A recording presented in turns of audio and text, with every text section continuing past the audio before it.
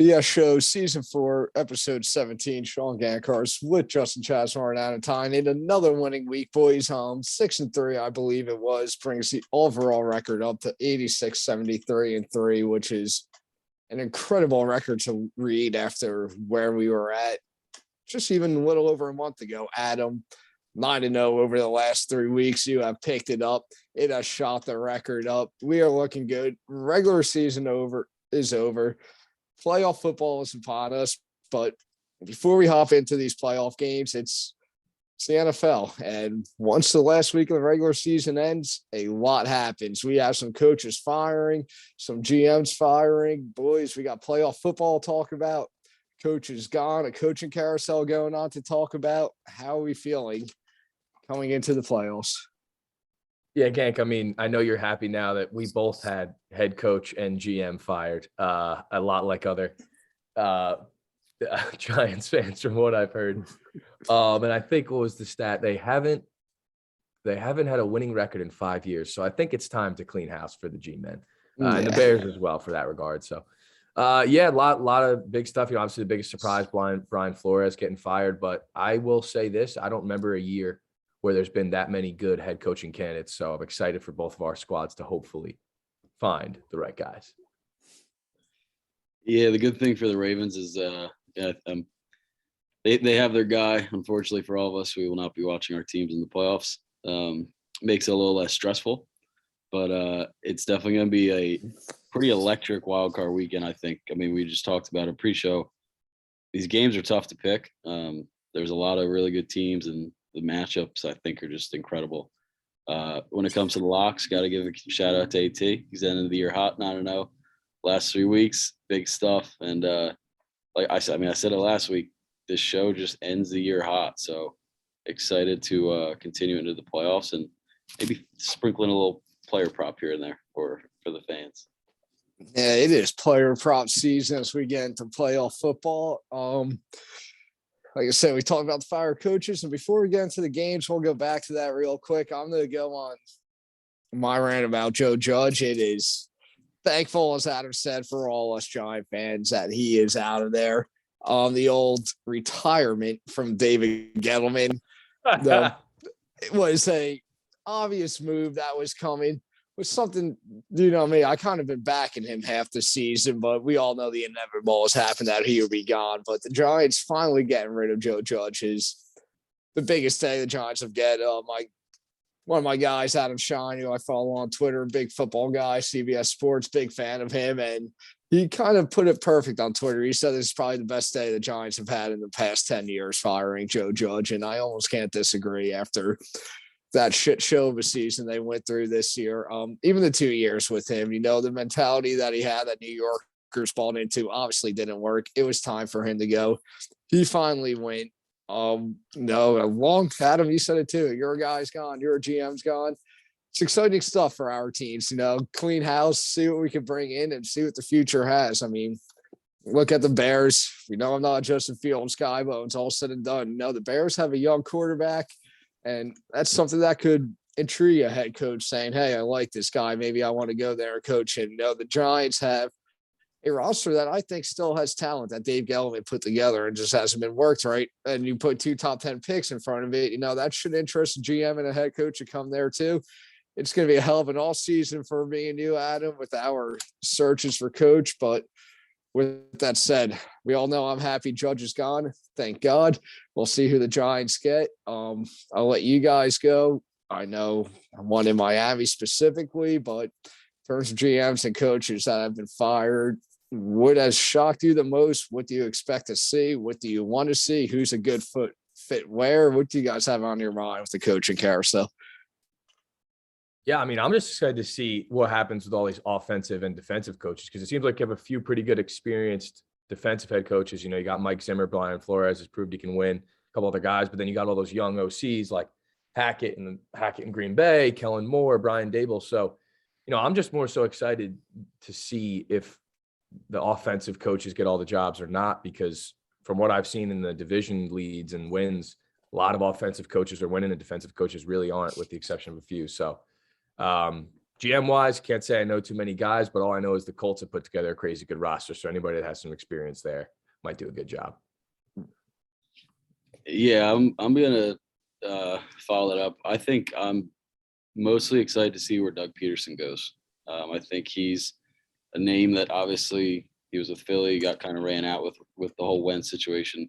But I think he's a good coach, and I think whoever's going to get him is going to get someone that is obviously refreshed with a year off, and he's an offensive guy.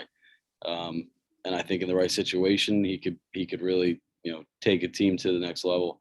I don't know what team that would be. I mean, I don't know how you feel about AT. I know he's interviewing with the Bears. Obviously, you might want Flores, but offensive guy with Justin Fields doesn't sound too bad. And then another guy to look out for is Wink Martindale with the Ravens defensive coordinator. His name's been floating around. I think he was in the final few for the Giants a few years ago before they hired Judge. So maybe he's in the race for that. But obviously don't want him to go. He's been a pretty good D coordinator for the Ravens, but he might be on his way out, unfortunately. Yeah, that's the way to go. I'm not gonna lie, I'm not a big Doug Peterson guy. Obviously, he has reason for another job. I mean, guy won a Super Bowl and beat Brady doing it with the backup quarterback at the time. He is a guy that should be on team's radar. I will say this: I hope it's not on the Giants' radar. I don't think I'm looking for him. We talked about this. We all texted each other when it happened. I mean, Brian Flores firing, I think, has been the most shocking.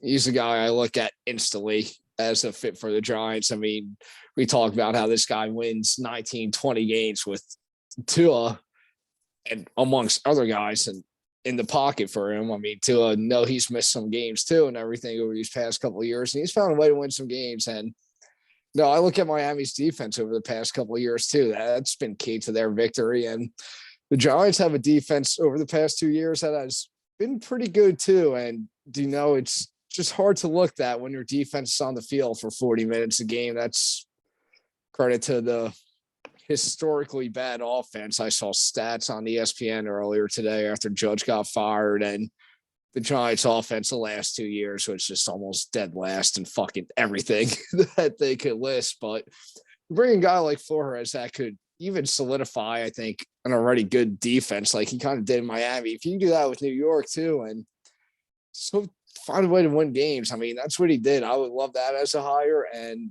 Adam, I know we talk about this too. I think we're both pretty high on this guy. The guy in Kellen Moore right there. It looks like the Giants. I mean, we'll see who they bring in with the new GM things, with the new head coach things. But looking at the market and everything, it looks like no matter what, Daniel Jones still may be the guy there next year. So maybe a Kellen Moore to try to change him up a bit and get him going may be ideal. But those are some of the guys I'm looking for. Adam, who's your favorite with the Bears? Yeah, I mean, it's a couple of, it's interesting when you have a young QB, but the problem is they don't have a first round pick. So their roster's not going to change too much. I will say this. I like Brian Dable because I think Fields has a similar skill set to Josh Allen. I know Gank would probably disagree, but, he can move. He can sling it. Kellen Moore, I think, is the best offensive coach available. But, he's had a lot of good players offensively. I don't know if he can necessarily do that with less talent. But, yeah, I mean, Brian Flores is the number one guy for me. I think he'd fit right in Chicago. They got a solid defense. That's just the type of place where you get a good defensive coach and they usually win games. Offensive coaches just haven't worked in Chicago. Simple as that. So that for me, that's what I'm looking for. Good. Good old Brian Flores. And then before we get into this game, so I got one more name I need to throw around. Adam, I know we talked about him too. And I want to hear Chaz's thoughts about him, but Byron Leftwich has honestly had a lot of success with that offense in Tampa Bay. But Adam, we were kind of on the same page. I'm not big on him when you look at that Tampa Bay offense and you bring in a guy like Brady. You have all those weapons at receivers. It's one of those situations where you almost feel like we can go out there and coach it. You just know Brady's going to take over and make it work anyway. But I'm sure Leftwich is going to be a candidate name that's thrown out there.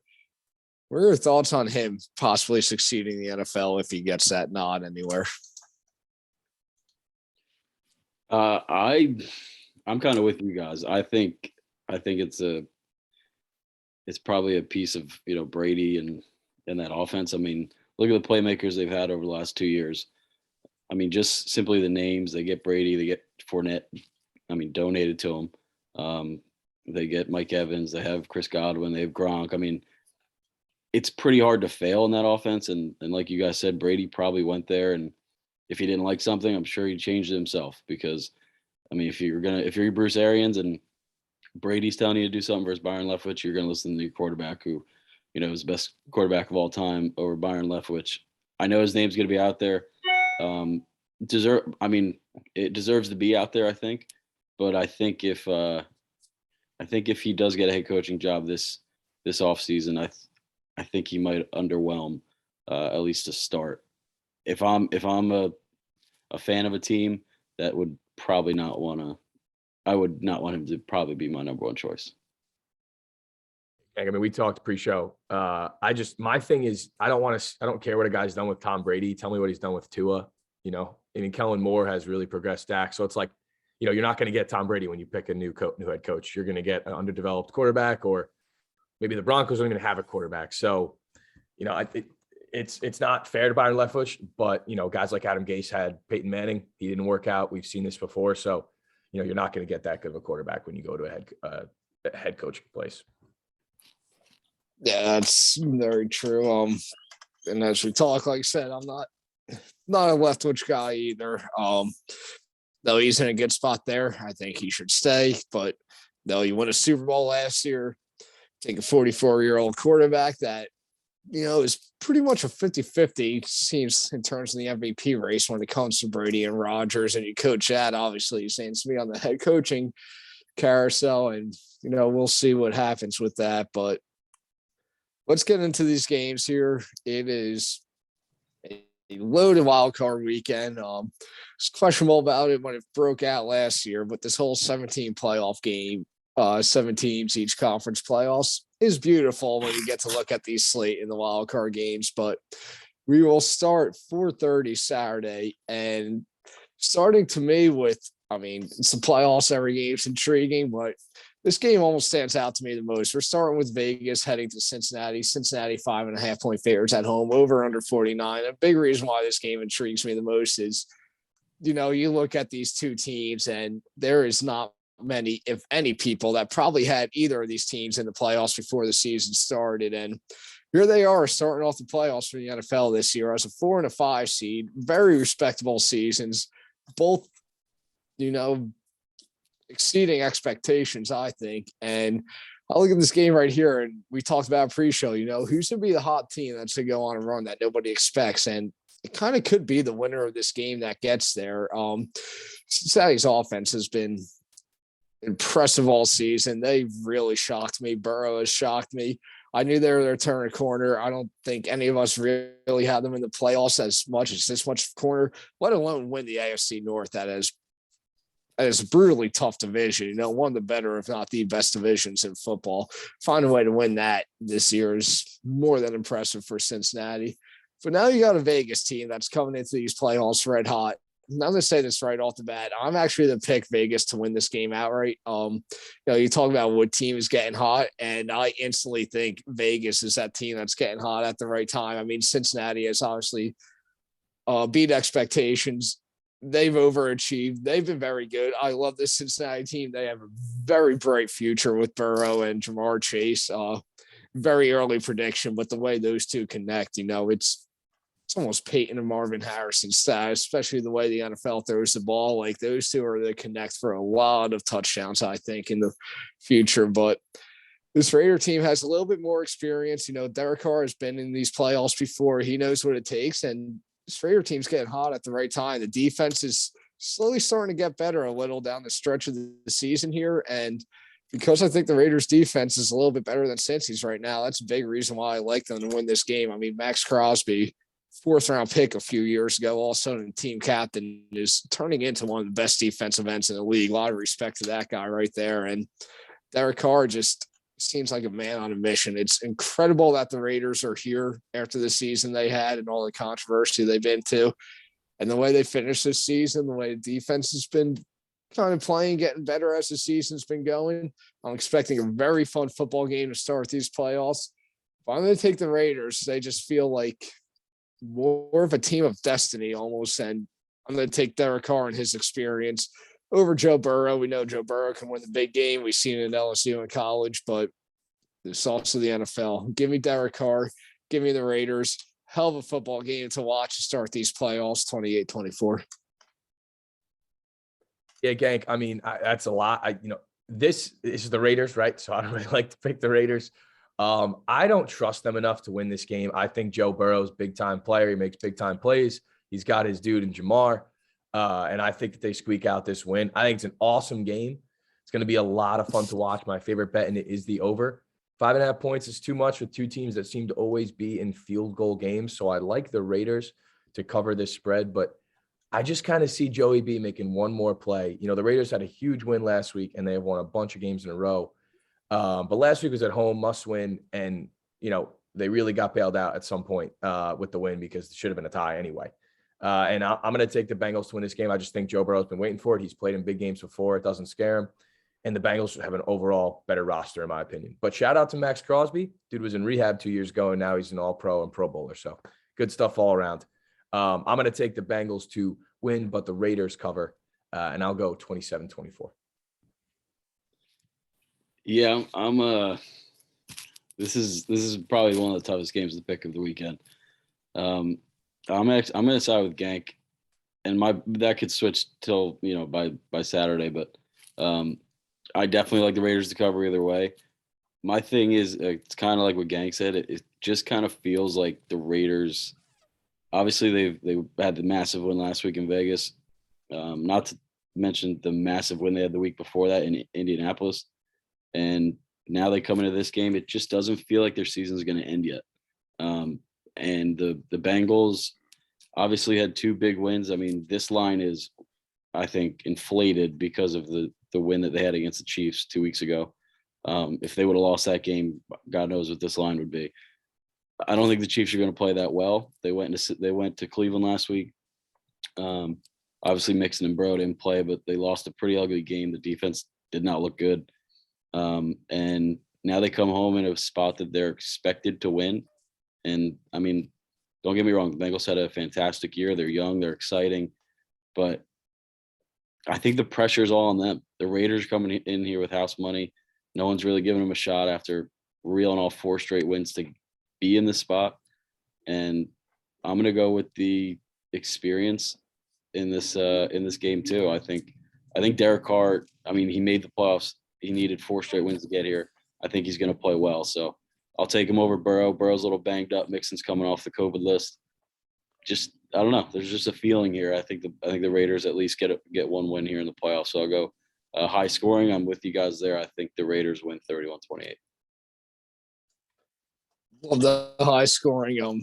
No, we obviously got more games to go to. We'll see what they come into, but I will say this, as I talked pre-show, when you get to these playoff games, I almost love dogs and unders, but this is the one game I look at and think over right off the bat. Let's get to these rest of these games here. Second and final game on Saturday will be New England in Buffalo for round 3. Buffalo 4-point favorites at home, over under 44.5. Adam, you are the one that's going to be in Boston this weekend and out that night for us. Do you want to start us off here and tell us how you feel about this one? Yeah, this is a tough one for me because I would kind of like to see the Pats win just because being in Boston would be electric if they did. I think the Bills come out with the dub here. I'm going to take the Pats to cover because I really see this as a field goal game. And I thought I saw the forecast was going to be snowing and cold and all that again, like it was at home in Buffalo last time. So that helps the Pats. Don't get me wrong. But the Bills are just playing better football, in my opinion. The Pats, Mac had a bad week last week. I know Bill Belichick's great in the postseason, blah, blah, but he's always at home. He's always had Brady. So I don't know about that one this year. I think moving forward, the Pats will get there, but not this year. I think it's going to be really close. Might be a heartbreaker field goal to win it for the Bills against the Pats. I just think that Josh Allen wins this game over Mac Jones this year, and the Bills go further than the Pats in the playoffs. That's just a gut feeling here, but I do like the Pats to cover. I'll go low scoring. I'll go 20-17 Buffalo.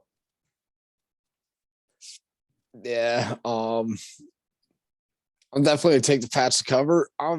I do think there actually is so in the forecast, Adam. It's almost starting to look like what we saw would happen in Buffalo about a month ago when, Mac Jones threw the ball 3 times, but the Patriots still won the game outright. Like that type of weather is not out of play here. And if that is the case, if that's what the weather's going to be Saturday, I actually want to take New England to win that outright.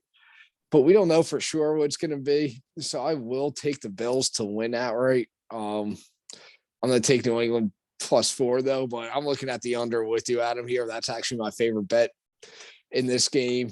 I mean, we've seen this before. If it turns into a running game, we know New England has an edge. We kind of seen it. I would still expect to be played a little different. I'm obviously not expecting there's no 2 games played the same at all, obviously. And no, I'm sure both teams have learned a little something from that game, but it should be very similar. It should be interesting how it comes down to. But at the same time, if that's the case, you're going to take Belichick more times than not in that game. So I do love New England +4.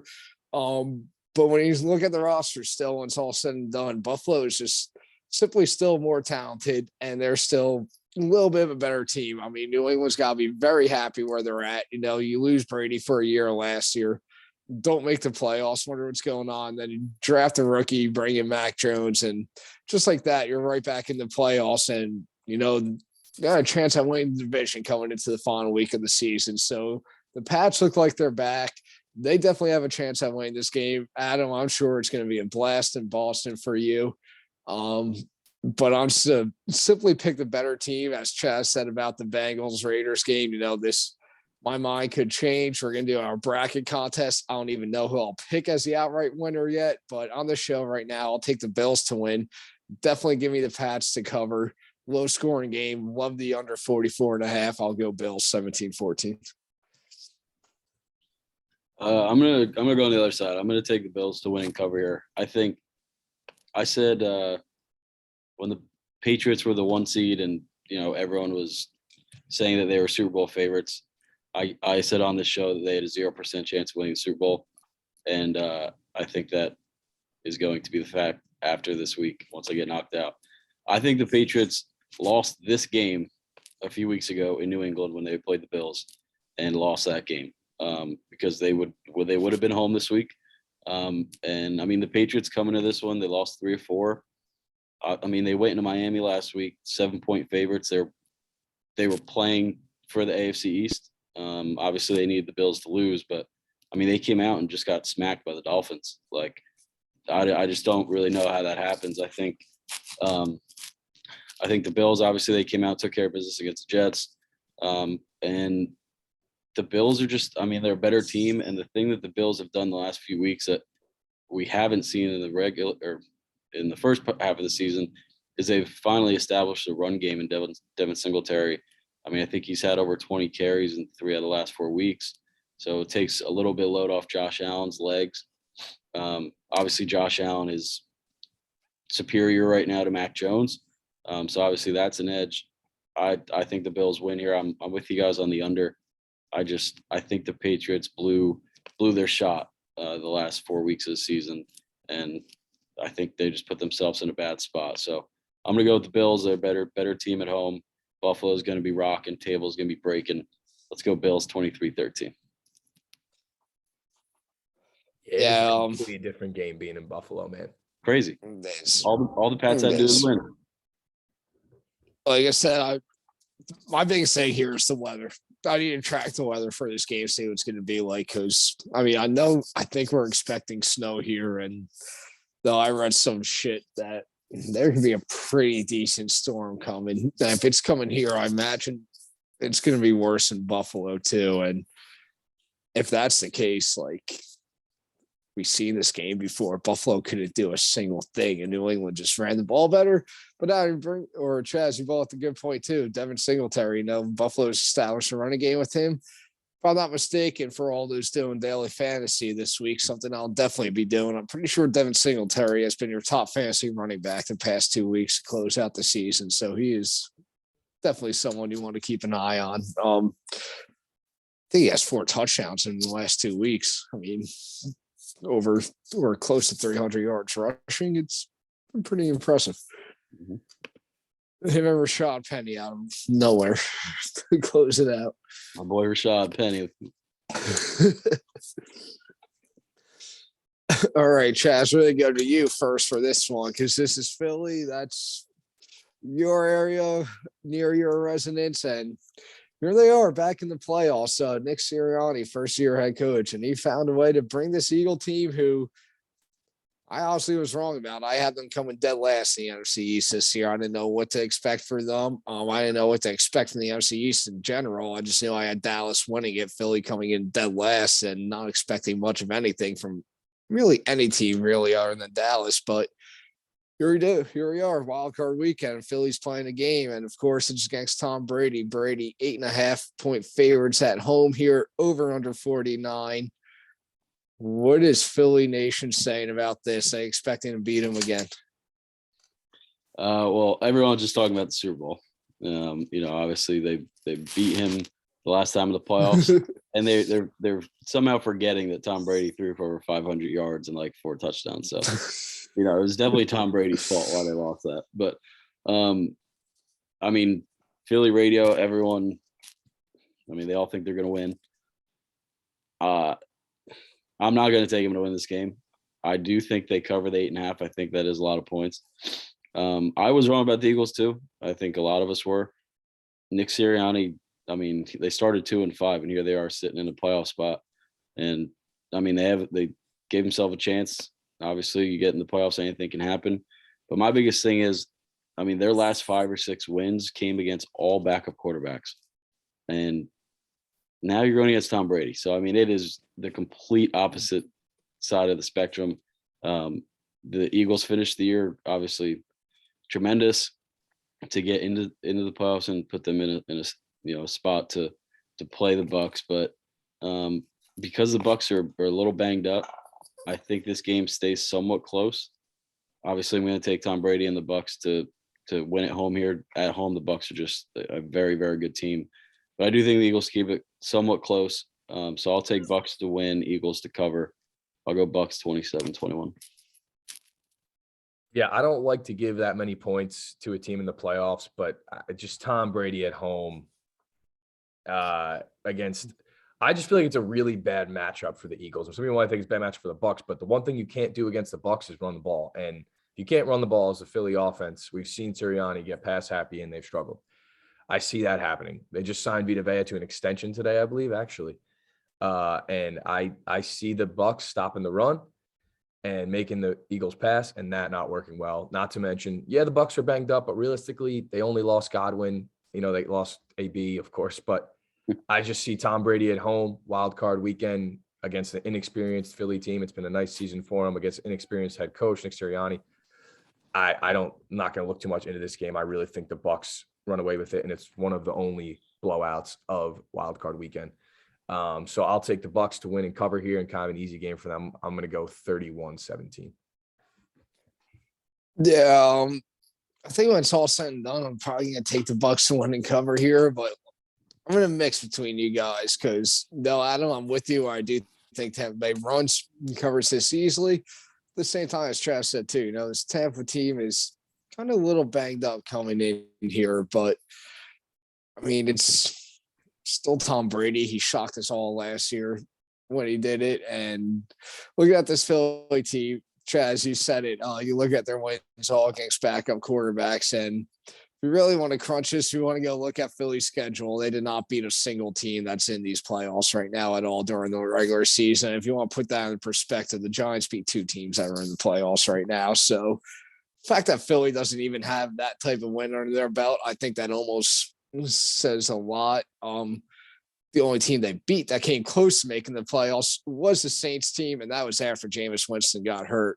Had the Saints made the playoffs, the Giants would have found a way to beat 3 teams in the playoffs, which is unbelievable. So Giants were the worst team I've ever seen in my life this season. But like I said, just looking at that Philly schedule, looking back at it, the lack of impressive wins, I think, kind of says a lot, and that kind of gives me a decent measuring point at where they're at.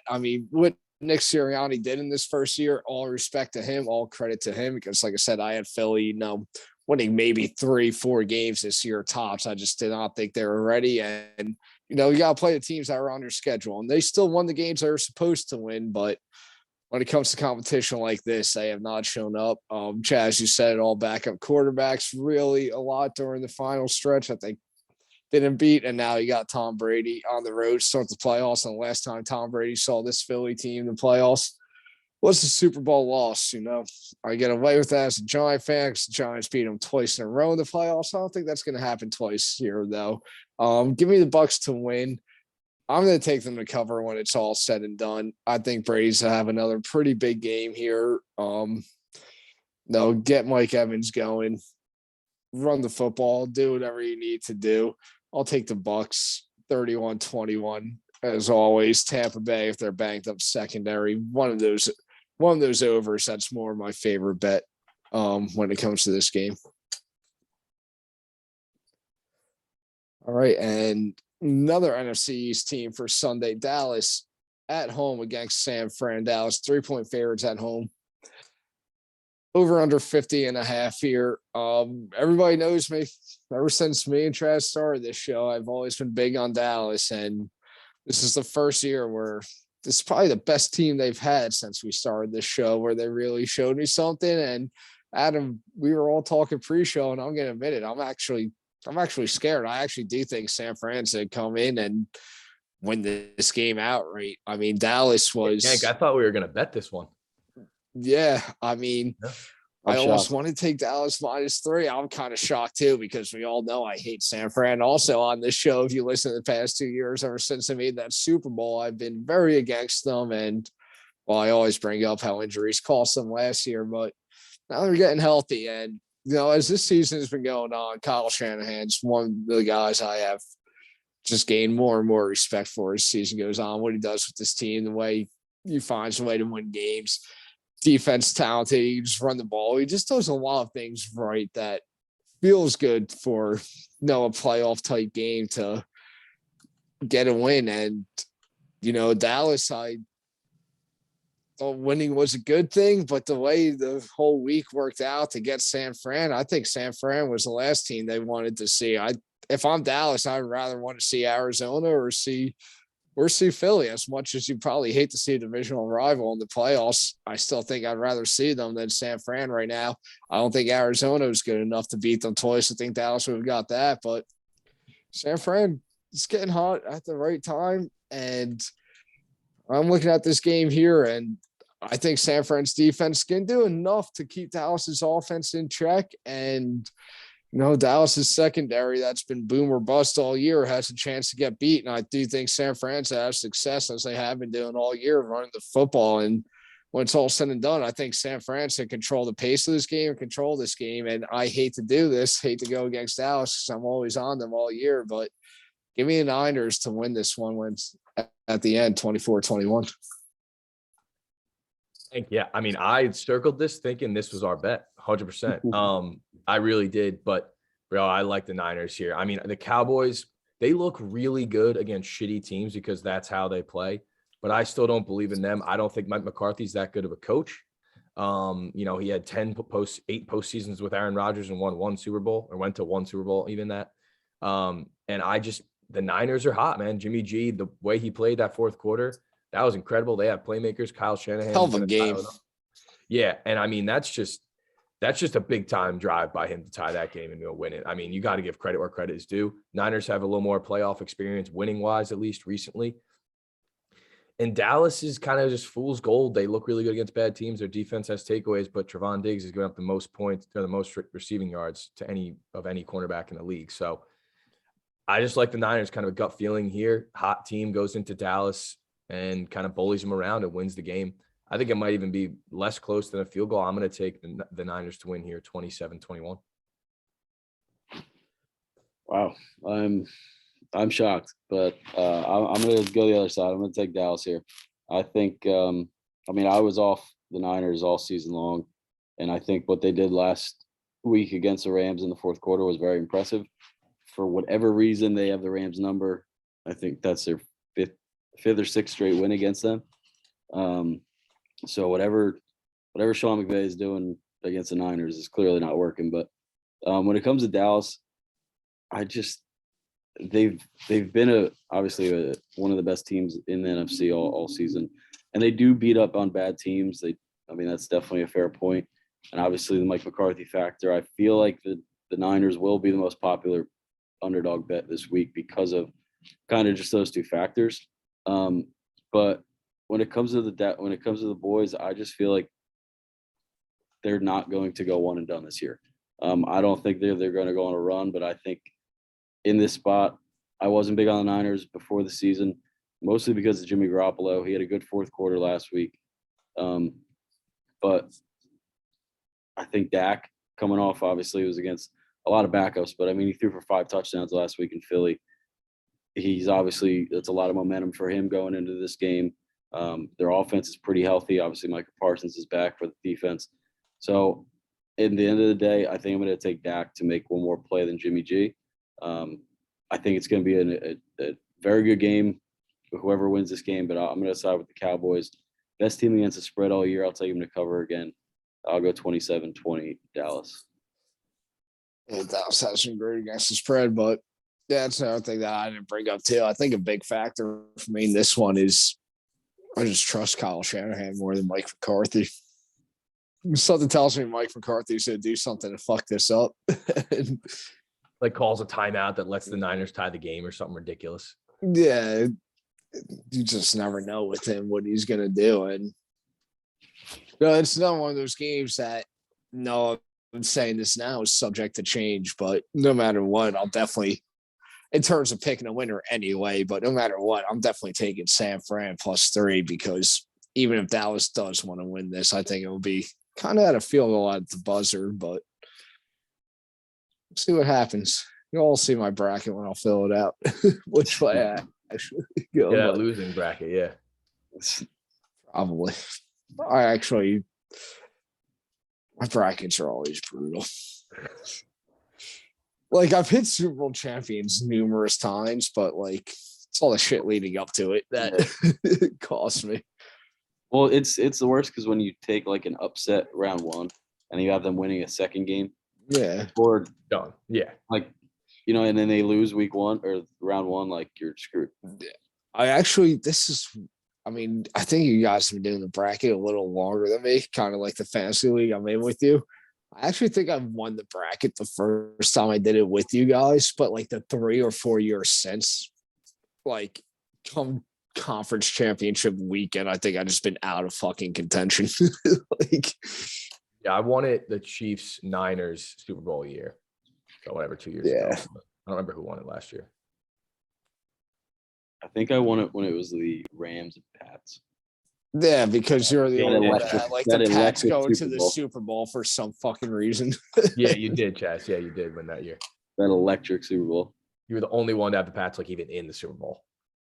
Yeah, which is unbelievable to think, but I remember that. I remember saying it. And of course, there they go. First touchdown scorer hits in the fourth quarter in that Super Bowl. Yep. What about the championship game last night? First touchdown scorer hit in the third quarter. Electric game. Yeah. That game was actually sweet. Yeah, finally a good game. Yeah. Yeah, we deserved a good national championship. It literally wasn't since those two teams played each other last time that we had one. We had 3 bad ones in a row. But, all right. Last game Sunday night. Pittsburgh headed to Kansas City. Kansas City 12.5-point favorites at home. Over under 46. This is the game I'm actually going to have least about, and I kind of already know where I'm going. I'm going to say this. I'm honestly going to pick Kansas City to win. I'm going to take Pittsburgh to cover the plus 12.5. We saw Kansas City beat up on this Pittsburgh team. No, really not that long ago. And just looking at this game, Kansas City, their team in general has been night and day different. First half of the season, second half of the season, a lot of question marks flying around them. Even though we all knew come season end, Kansas City was going to make the playoffs, as they did, won the division, found a 2 seed. Though they get home games, it's their defense that's really been the night and day difference. They're looking at a defense that was on pace to have literally historically bad season. And now we're talking about defense that is ranked, top 5 in almost everything in the NFL from week 11 on. But looking at that, Pittsburgh's defense that I've given a lot of credit to all season really hasn't been great, but it's been good. I think it's been getting better these past couple of weeks. I think their defense do a lot more and kind of keep them in this game, but it's not to be enough. The Chiefs are just too hot right now. I actually think the Chiefs, we'll see how this whole playoffs play out and how the matchups play out. But as of right now, the Chiefs are going to be my pick to go from the AFC from the playoffs. I do think they win this game, but Steelers ain't going to get blown out. 12.5 is a lot, especially in a playoff game. I'll take the Chiefs by 10 here. They win. Steelers cover 27-17. Yeah, Gank, I'm with you with the Steelers covering. I mean, you got Big Ben's last game. Mike Tomlin's a good coach. TJ Watt's going to give some serious problems to that offensive line that honestly, isn't great and might be the reason they don't win the Super Bowl this year. But that being said, I just see the Chiefs starting slow like they always do, maybe getting down a touchdown, something like that early. But when it's all said and done, they end up winning this game kind of easily. But Steelers cover. I mean, their defense is going to come to play. Kansas City's a tough place to play, but that doesn't intimidate the Steelers. I actually think their defense plays well enough to keep it low scoring and keep the game close. But the Chiefs find a way to win. And Gank, I'm with you. I probably got them coming out of the AFC anyway. So I'll take them 24-17, Kansas City. Yeah, I'm right there with you guys. I'm on the Steelers to cover, and I think this is one of the games that not many people are going to take the Steelers to cover. And another team that's playing with house money, the Steelers. Obviously, they won their last 2. They got incredible help with the Jaguars, and then obviously the last second field goal by the Raiders. So to be in this spot is obviously pretty lucky, to say the least. But they have nothing to lose, and when you have a team that is coming in with nothing to lose, it's scary if you're the other team. And I'm not going to say the Chiefs are going to lose this game. I think they win it, but 12.5, even in a regular season game, is a lot. And once again, I think this line is blown up because the Chiefs killed them 3 weeks ago in Arrowhead, 36-10. But it's playoff time.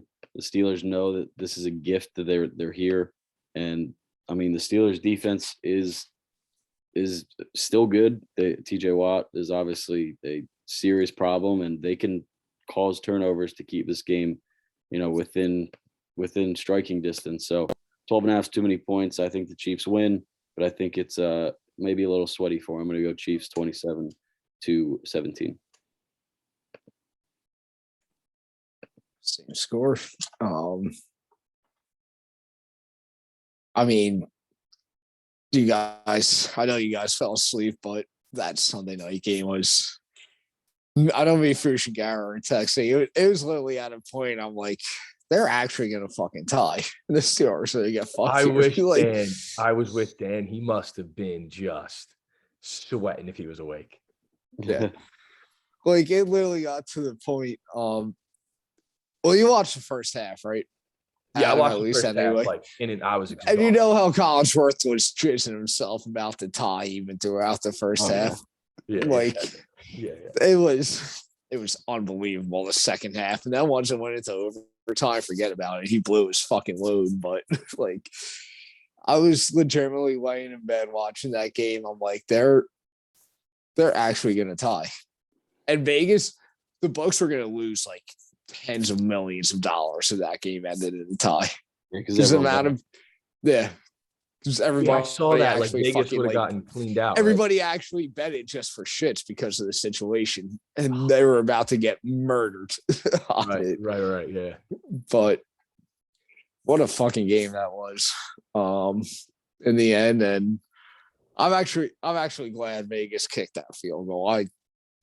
I didn't want to see a tie, and there are gamblers that lose bets, lose money, obviously scream that it's fixed. I'm never one of those, but the way that game's going, I'm like, this ends in a tie. It just feels fishy.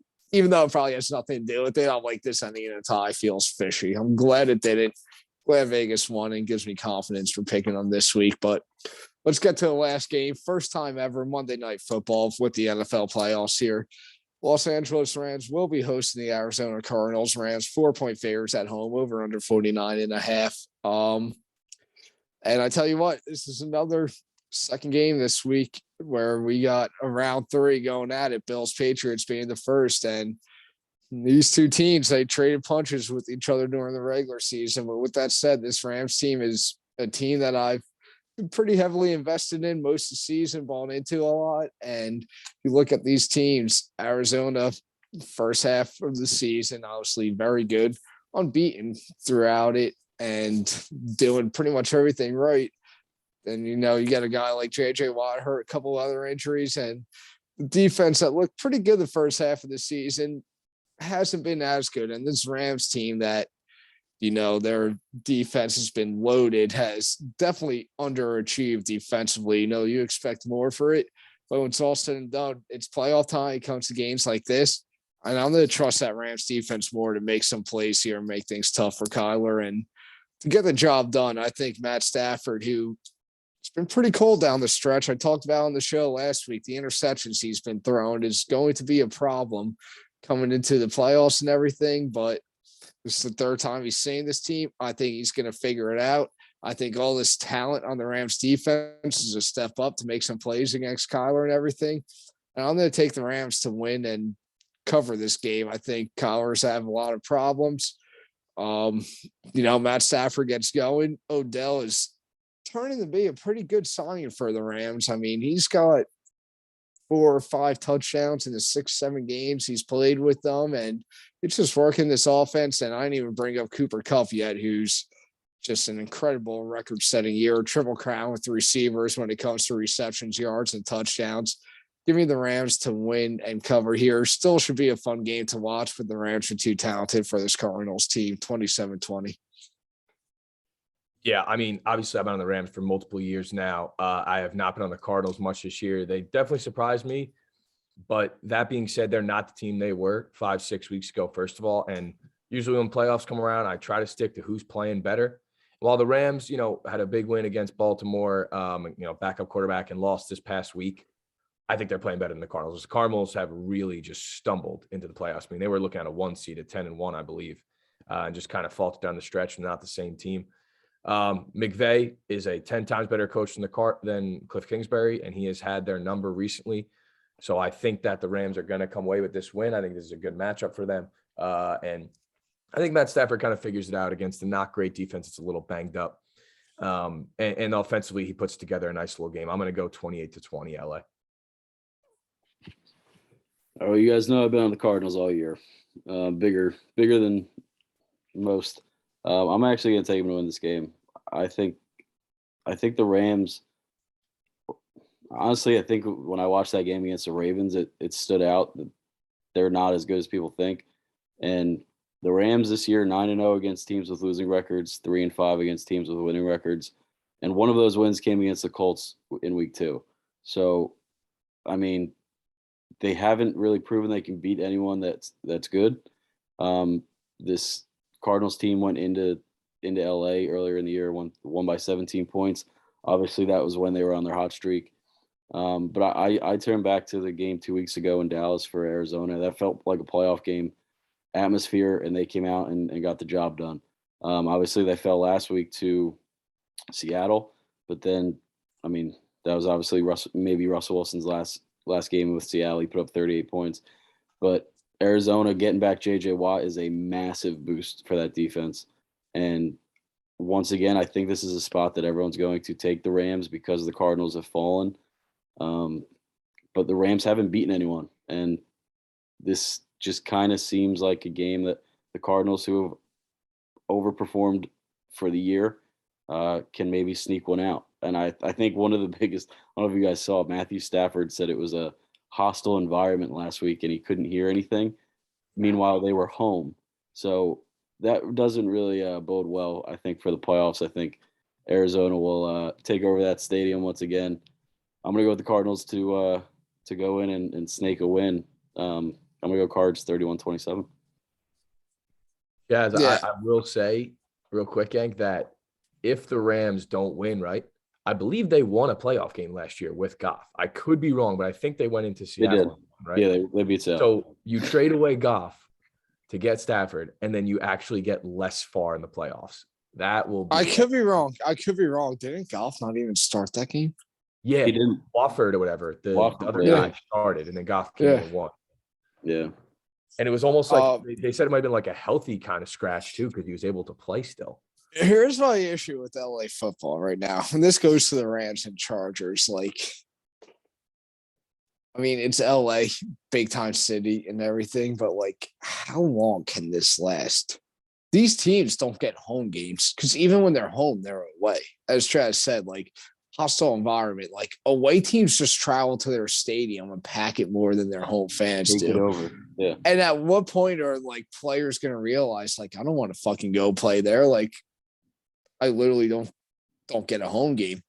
All of a sudden, these teams, you know, I give it 5-6 years. I think the Rams and Chargers are both shit because nobody wants to go to play there because nobody goes to their games. It's literally the fucking road team that takes over their stadium every time. And I think it's a problem that nobody wants to talk about or bring up yet, but I'm going to bring it up right now and say, like, it's obviously a lot of years, but watch it over the next 5-6 years. I think it's a big problem with LA, and it's going to show soon. But yeah, I mean, win to win your division, and your stadium is getting taken over by the road team. I mean, that's and like I said, like I thought it was the bigger teams, like the Packers, the Steelers, their fans that travel well, but like it really doesn't matter. No, like that's the Niners that went in there. Like, yeah, not saying that the Niners don't have a big fan base, but like, yeah, I'm with you. Like, it's just and you look at like they traded for Matthew Stafford, they got Von Miller, they got Odell Beckham. Like, what else do they have to do? They got Aaron Donald. Like, what else do they have to do to attract fans? Yeah, they are a fun team to watch, man. Yeah, it's wild. Yeah. Both LA teams are. Literally both. It sucks that we don't have Herbert in the playoffs, but like, you know, you got Herbert, you got Keenan Allen, you got Austin Eckler, you got Mike Williams, you got Derwin James on defense. Like, you got all these guys, and neither of these teams could bring fans in. Makes no sense. Joey Bosa, like, or which Bosa's with the Chargers? I don't even know which Bosa's. It is Joey, right? And then Nick's with the Niners. Okay. Yeah. Fair enough. All right. Adam, do we have a bet? Or we have to go to an over-under? Yank, I don't. Would you take Bucks Eagles? You take the Bucks to cover? I think you guys agree on everything. Yeah. We might have to look at an over-under or something. That might be a first in this show. Wow. Yeah, Gang, I think we did agree on everything. We did. We're going to bet an over-under. All right, man. What do we? Well, I had the over in Vegas. I think you did too. Yeah. I had the under in New England, Buffalo. You did too. Forget what I picked score-wise for Tampa, Philly, but I know when Tampa's on the field, I usually pick overs. Yeah, I had like 31-17. So I guess that's technically an under, but by a point. Had the under in the Dallas game. I had under in Dallas Niners too, yeah. Had under in Pittsburgh, Kansas City with my score. I had the under in that too. Rams, I had the under 28-20. So technically a 1.5 under. What did you take for that? Do you remember? Both their games this year went over. Just saying. I took 27-20 Rams.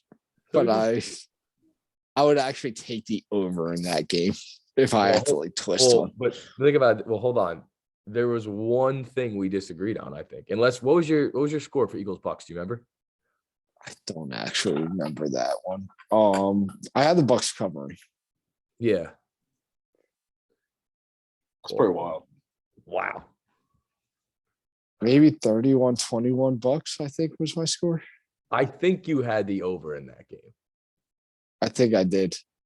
No, I definitely did. Bucks are on the field. I go over. Okay. And then, so that would technically be the only thing we disagreed on in all, whatever, 14 things to disagree on. I mean, I can't catch you anyway. So if that's what yeah, I mean, we could do I'll take over 49 in that. Yeah, I think we should bet the only thing we disagreed on. So yeah. All right. So you got I'll take the over. All right, you got over 49 Bucks Eagles. I got the under. Yep. All right.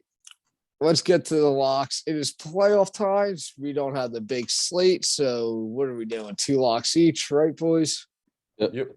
All right, I will start player props or an option now with playoffs. My slate of games going.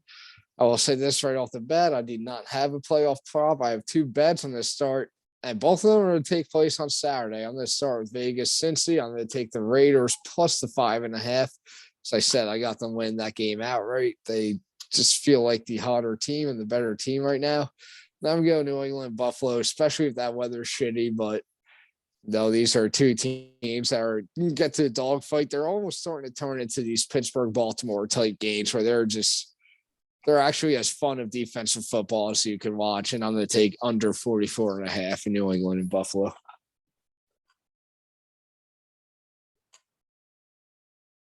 It's gonna be a fun Saturday for Gank. Yeah. Okay, what was the first one you took? Sorry, you took under pass. Vegas plus 5.5.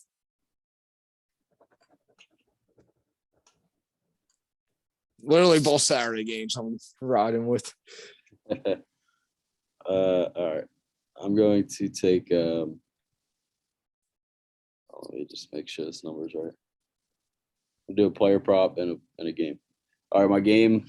I know I disagreed with you guys, but I think even if they lose, it's a 3-point game. I'm going to take the Cardinals plus 4. One more time. And then for my game covering that, yeah. and then for my player prop, I'm going Joe Mixon under 74.5 rushing yards. So something I've picked up on the last few weeks, which I'm going to ride again this week, is players coming off the COVID list just simply do not play well the week after, for whatever reason. So I'm going to ride. He's coming off the COVID list. He had COVID last week, so I'm going to ride with it. And obviously, if I think the Raiders are going to win, that means less rushing opportunities for Mixon. So. All right, Chazzy. I mean, that's just some good BS show stuff right there. That's the high quality. I actually like that pick because I feel like even when Mixon has a good game, like obviously he's had his handful of 100-yard rushing games, but even when he has a good game, it's rushing and receiving. Like rushing yards ain't always there anyway. Yeah. All right, boys. So I hate to kind of. Do I want to do this and put everything in one? Oh God. Nah. Okay, here's what. Go for it. No. Adam, you've been hot. You got to say what you're feeling right now.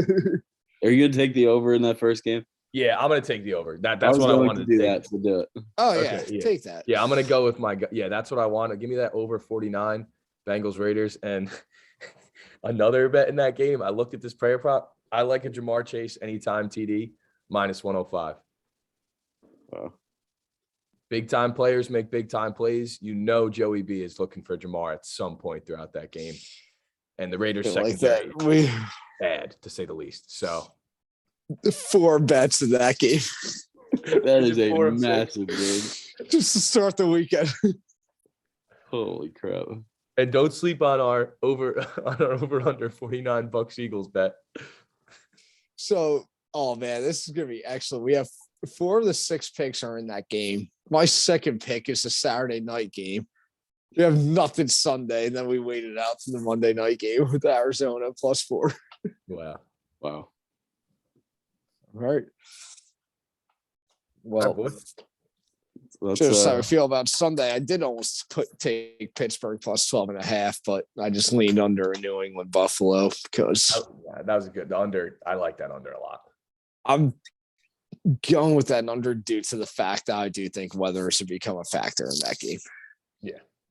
And I'm hoping I got it at the right time before, and weather does be a factor and it drops like 5 points. But all right, boys, it is playoff time. Let's see how we do, and we will be back for a divisional round.